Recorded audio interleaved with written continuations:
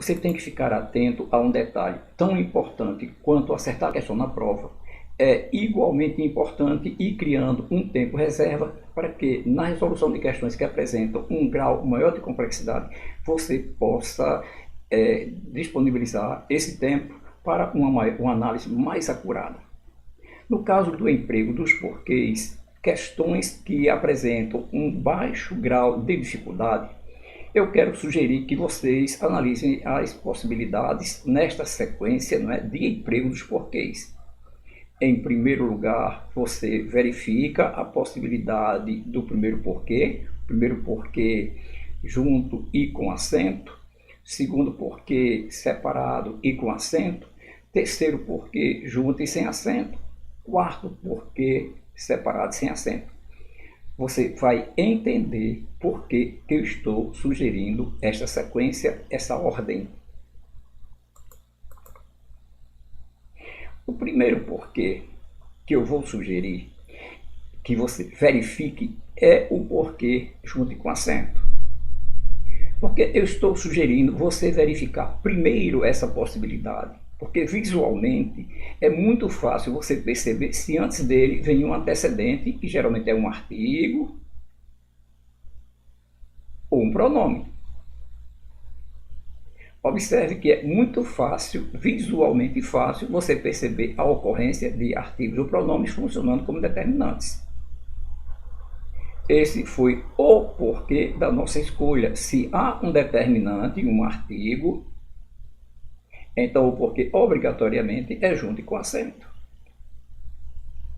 Havia um porquê que não havia sido esclarecido. Observe que esse porquê, que você poderia confundir esse um com numeral, mas mesmo que você confundisse como numeral, não haveria problema, porque ele funcionaria como um determinante. Esse um é um artigo indefinido.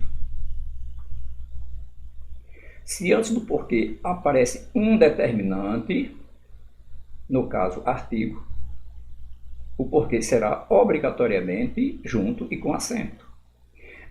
A mesma coisa acontece quando eu tenho um pronome. Observe, decidimos não cometer equívocos no emprego desses porquês.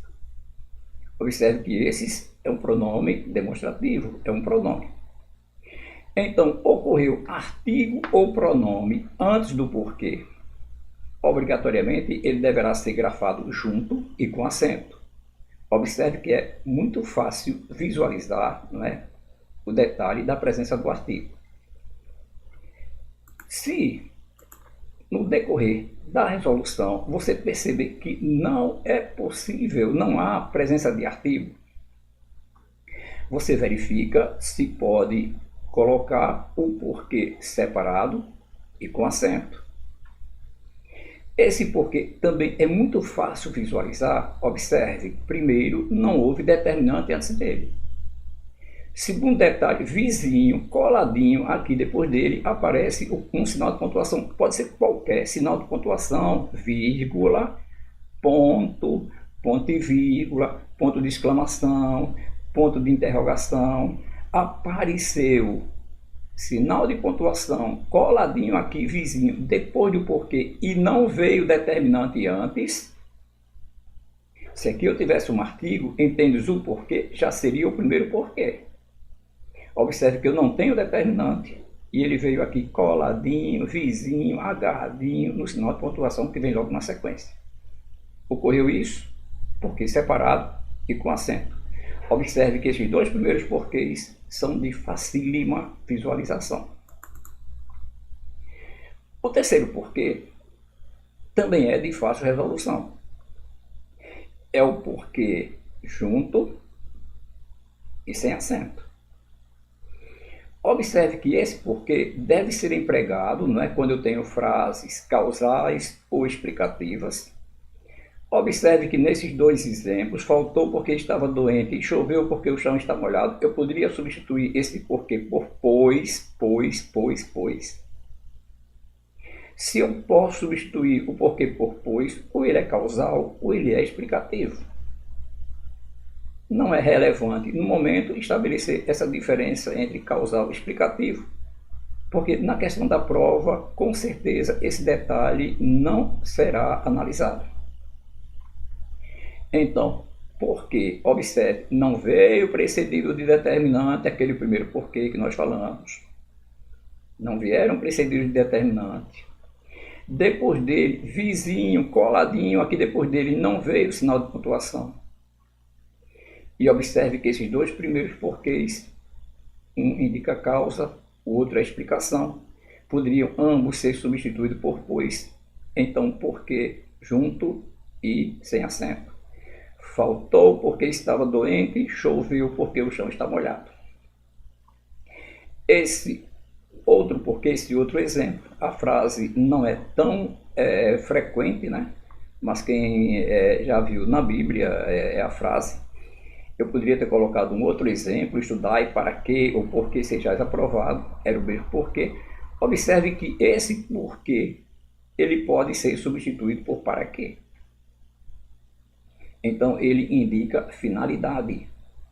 Então, lembrando, quando o porquê indicar finalidade, quando puder, de outra maneira, quando o porquê puder ser substituído por pois ou por para quê, porquê substituído por pois ou para quê, memoriza isso.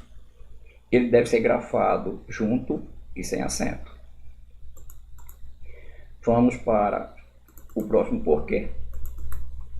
Lembrando que este próximo porquê, muitas vezes ele foi apresentado, né, de uma maneira que induziu ao erro. Não necessariamente esse porquê que nós vamos analisar agora, ele aparece no início de frases interrogativas.